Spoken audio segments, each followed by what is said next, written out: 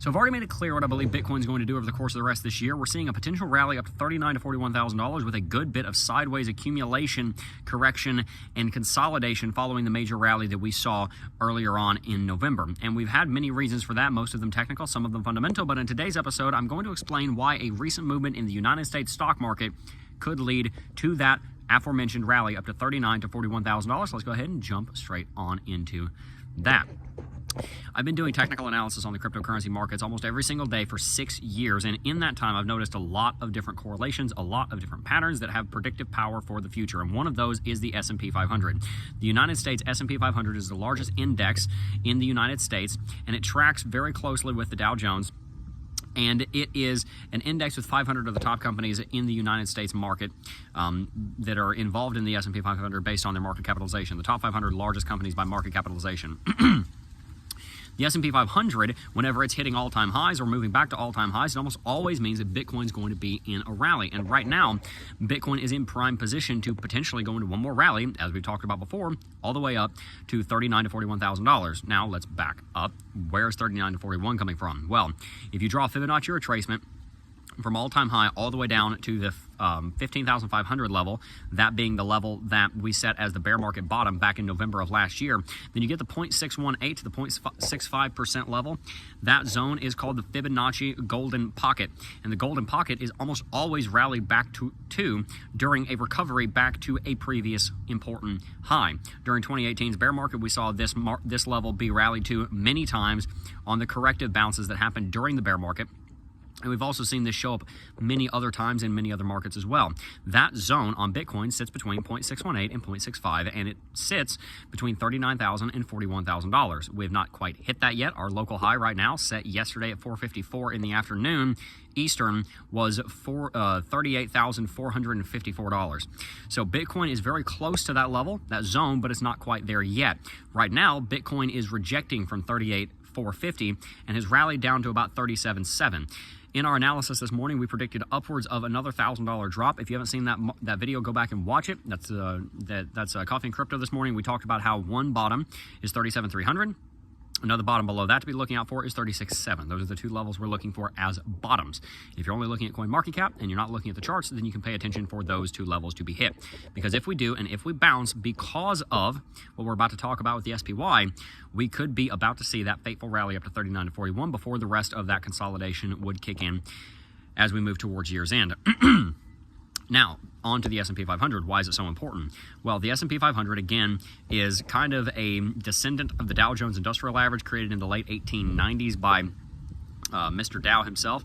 And the Dow Jones tracked originally the first 10 to 12 companies. There were 9 railroad companies, 2 steamship companies, and it basically tracked the health of the market. Fast forward many, many decades later, you get the birth of the S&P, the Standard & Poor's 500 index fund, and that index ends up becoming the main retirement vehicle for investors all over the United States because it tracks the 500 largest market capitalization companies in the United States market. And the S&P 500, since it is, quote-unquote, the market, is traditionally going to be followed by many other assets. And one of the assets that follows the S&P 500 is none other than Bitcoin. And if you look back on the track record of Bitcoin over the last 13 years of its price action, you will see that it is almost always rallying when the stock market's rallying. And by stock market, I mean the S&P 500. And it's almost always dropping when the stock market is dropping. And so you see a very strong correlation. Well, the S&P 500 is in one of its strongest rallies right now that it has been in quite some time, and is very close to breaking a critical downtrending level of resistance that we set during the bull market all-time high for the stocks back in early 2021, right before Russia right at the beginning of 2022, right before Russia invaded Ukraine in February of last year.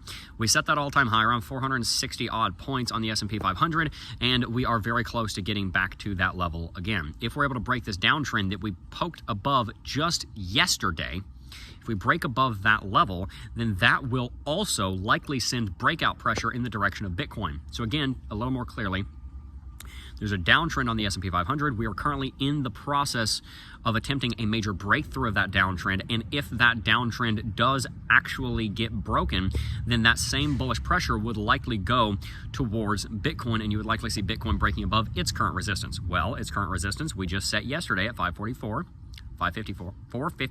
Ooh, need more coffee. At 454 at $38,450. That level will likely be rallied back to if we maintain any degree of bullishness in the stock market over the next 48 hours. If any degree of rally continues to occur in the United States stocks, then you are going to see a major rally on Bitcoin ensuing, and that may cause that bottom around 37.3 to 36.7 to hold.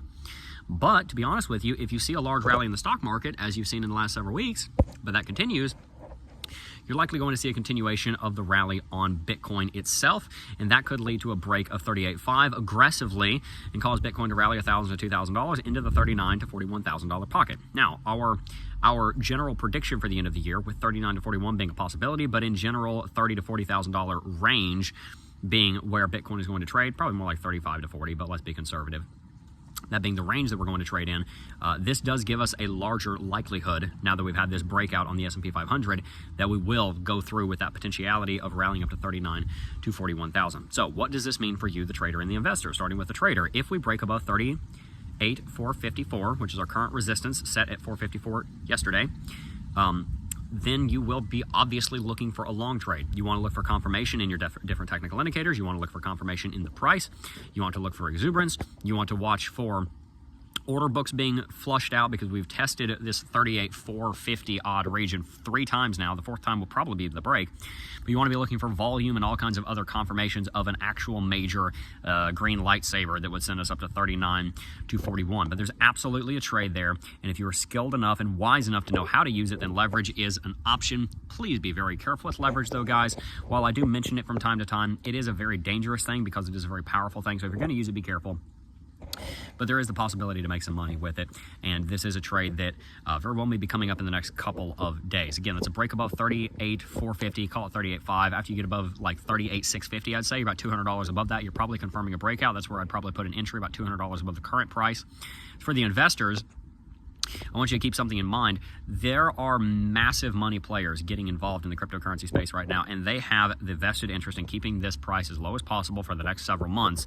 They're currently failing at that, and they may realize that, and they may allow, because there is manipulation always going on, they may allow for the market to go to 39 to 41 and then go through some kind of flash crash. That has happened many times in the history of Bitcoin. So if we do get up to 39 to 41, I'm not saying stop your dollar cost averaging, because that's still going to be a good price to be in a year when Bitcoin's trading at 60 to 80.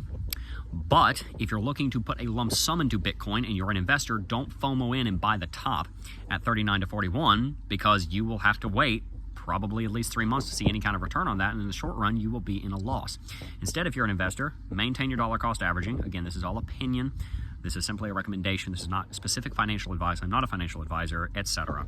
I thought about becoming a financial advisor, but legally I would not be allowed to talk about the market like I do on YouTube, so I decided against it.